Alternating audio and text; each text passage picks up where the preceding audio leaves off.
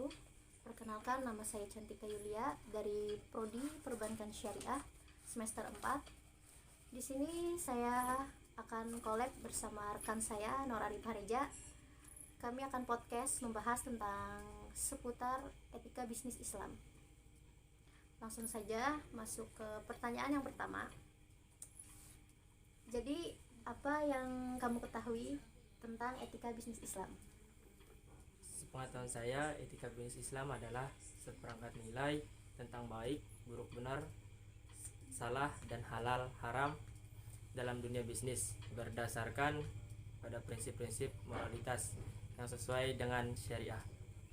Jadi, pada intinya sebuah etika bisnis Islam itu mencakup tentang halal dan haramnya suatu bisnis yang mendasar ke sebuah syariah seperti itu. Ya. Oke, selanjutnya kita akan masuk ke pertanyaan yang kedua.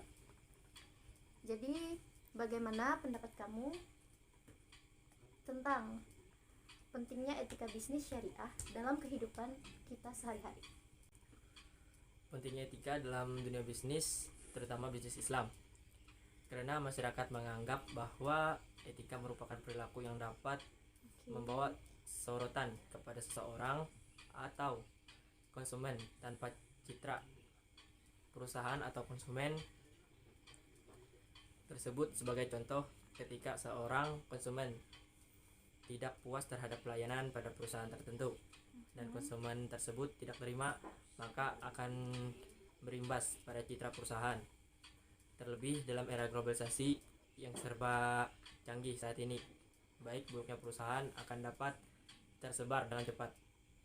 Pelayanan dengan etika merupakan senjata yang ampuh dalam menarik simpati seseorang. Dengan etika yang baik akan menciptakan simpati dari masyarakat. Jika masyarakat sudah memiliki rasa simpati, maka akan menimbulkan kepercayaan, sehingga dalam bisnis dengan memberikan pelayanan kepada seorang atau konsumen serta memastikan produk tersebut dapat diterima masyarakat dengan baik. Oke, terima kasih. Oke, sekarang kita lanjut pertanyaan yang ketiga. Apa yang membedakan bisnis syariah dilihat dari sisi etika bisnis Islam? Fondasi bisnis biasanya dikaitkan dengan halal atau tidaknya suatu bisnis yang dijalankan. Dalam proses bisnis syariah, pelaku bisnis akan menjalankan suatu bisnis yang diperbolehkan atau halal atau dihalalkan berdasarkan syariah Islam, dan tidak menjalankan bisnis yang dilarang atau haram. Sebenarnya hal ini juga dikaitkan dengan poin pertama, yaitu kan sumber bisnis syariah. Dalam setiap bisnis yang dijalankan berdasarkan dari Al-Quran dan hadis. Contohnya, pelaku bisnis tidak akan membuka usaha atau bisnis menjual minuman keras seperti arak, karena dalam Al-Quran mengharamkan minuman-minuman keras bagi umat muslim. Berbeda dengan proses bisnis konvensional yang hanya berfokus untuk mendapatkan keuntungan sebanyak-banyaknya, sehingga hampir semua bisnis yang tidak dilakukan dianggap halal. Tidak ada larangan untuk menjalankan suatu bisnis walaupun dilarang dalam syariah Islam. Baik, terima kasih. Jadi pada intinya pelaku bisnis tidak membuka usaha atau bisnis menjual minuman keras karena di dalam Al-Quran mengharamkan minuman keras bagi umat muslim seperti itu. Ya. Oke, jadi tadi kita sudah ada 4 pertanyaan yang sudah dijawab atau dijelaskan oleh rekan saya Nur Arif Hareja. Jadi selanjutnya kita akan bertanya lagi untuk pertanyaan yang kelima. Jadi saya ingin menanyakan, apa yang terjadi jika perusahaan tidak melakukan tanggung jawab sosial? Ini ya, menurut saya perilaku bisnis itu yang tidak beretika secara eksternal ya, akan menjatuhkan kredibilitas perusahaan yang berakibat lanjut pada kekhawatiran rekannya. Bisnis terhadap kemungkinan akan terseret dalam kasus hukum atau dirugikan secara ekonomi. Dan secara internal akan terjadi hilangnya rasa hormat atau respek dari karyawan terhadap atasan. eksklusif dan berakibat lanjut pada turunnya etos kerja karyawan Oke. karena ketidakhadiran atau seperti jarang masuk, penutupan beretika dari pemimpinnya. Oke, jadi bagaimana sih cara suatu perusahaan mengembalikan kepercayaan publik terhadap karyawannya dengan perbaikan kualitas etika? Itu akan membutuhkan waktu Mhm. dan biaya besar untuk mengembalikan kepercayaan publik dan karyawan terhadap perbaikan kualitas etika bisnis. Maka sudah seharusnya hanya risiko keekonomian yang perlu menjadi tantangan Oke. dalam berbisnis. Karena etika dan hukum adalah bagian dari profesional atau profesionalitas dan kepedulian sosial perusahaan serta landasan yang tidak untuk ditawar, apalagi ditinggalkan namun untuk dijalankan. Oke, jadi kurang lebihnya untuk mengembalikan pemulihan suatu kepercayaan publik terhadap publik atau karyawan terhadap perusahaannya itu memerlukan proses atau waktu yang panjang. Ya. Tidak hanya stuck langsung Ya, dapat. itu harus membutuhkan waktu yang lama. Oke, thank you. Jadi kriteria bisnis yang dilarang oleh agama Islam itu seperti bisnis yang berbau haram atau riba. Contohnya seperti bisnis orang-orang pembisnis yang menjual minum-minuman beralkohol yang haram, yang dilarang oleh agama Islam Ya. atau yang dilarang oleh Allah Subhanahu wa taala, seperti itu. Nah, kemudian seperti bisnis makanan dan minuman yang tidak halal, itu juga tidak diperbolehkan ya. Seperti itu. Termasuk pemalsuan iklan yang tidak sesuai dengan aslinya gitu.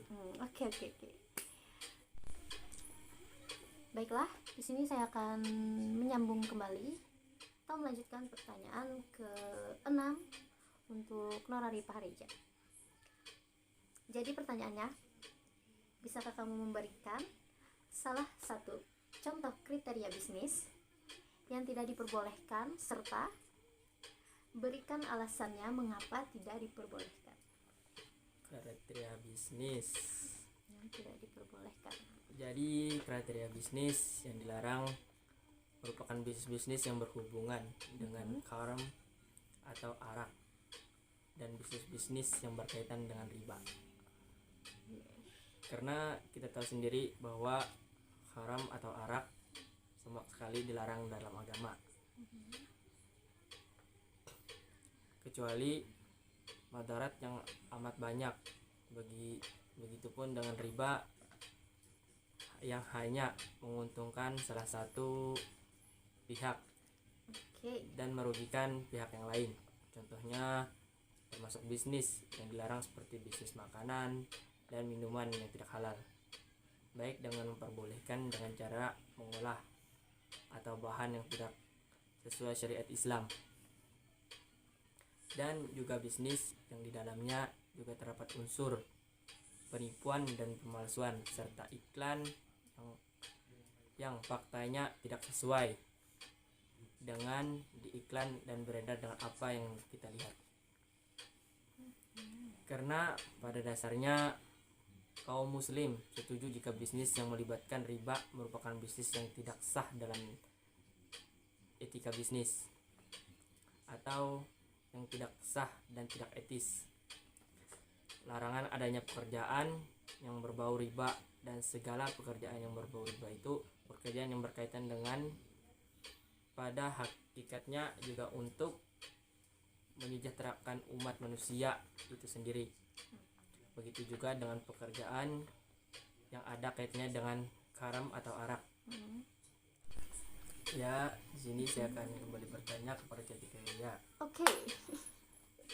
Pertanyaannya, dalam melakukan suatu produksi tentu kita perlu memperhatikan etika atau moral dalam produksi. Yang ingin saya tanyakan, jika suatu bisnis atau perusahaan tidak perhatikan etika atau moral, pertanyaannya, apakah akan berdampak buruk kepada proses produksi atau berdampak buruk kepada produksi itu sendiri? Oke. Jadi di sini saya akan menjawab pertanyaan dari Norari Pahareja. Menurut menurut pendapat pribadi saya sendiri, jika suatu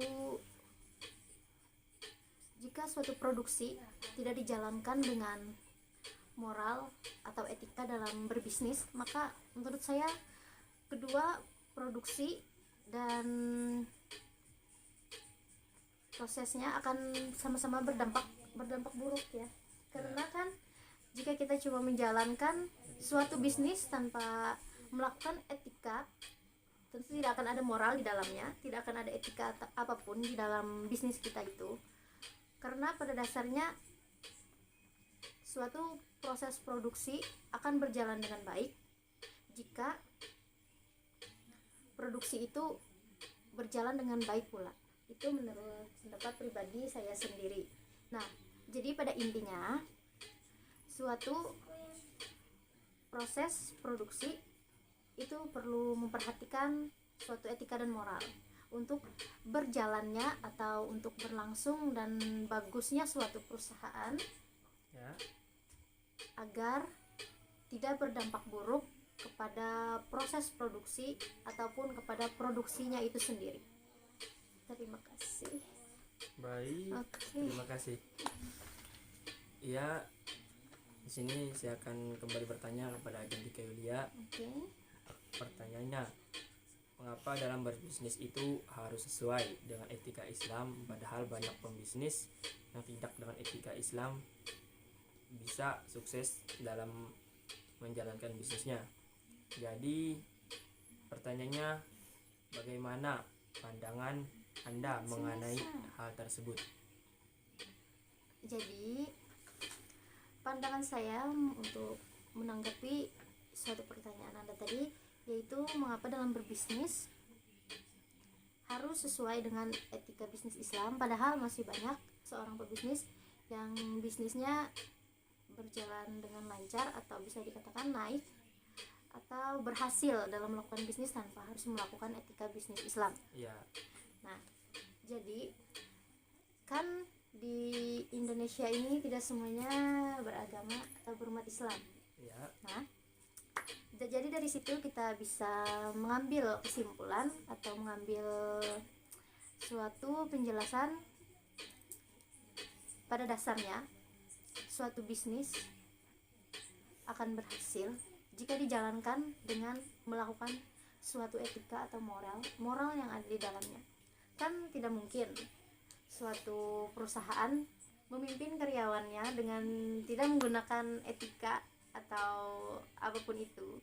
Tidak akan mungkin suatu perusahaan akan berjalan dengan lancar, bisa naik ke atas tanpa adanya etika. Meskipun semua etika tidak harus etika Islam ya, karena pada dasarnya semua perusahaan pemimpinnya pasti tidak semua beragama atau beragama Islam.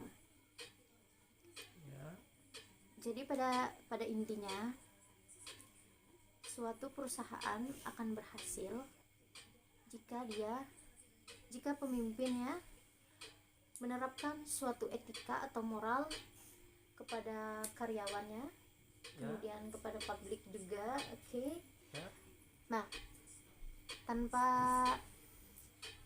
adanya pandangan atau etika Islam masuk di dalamnya, bisa jadi perusahaan itu. Oke, guys, jadi itu tadi podcast atau Q&A tanya jawab dari kami berdua dengan saya sendiri Cantika Yulia dan teman saya Nur Arifah Reza. Terima kasih untuk kalian yang menonton atau menyaksikan video dari kami. Semoga videonya bermanfaat. Ambil yang pentingnya, ambil manfaatnya. Buang yang buruknya. Buang yang buruknya. Ambillah inspirasinya dari Q&A kami tadi. Oke, terima kasih atas perhatiannya. Kami mengucapkan Wassalamualaikum warahmatullahi wabarakatuh.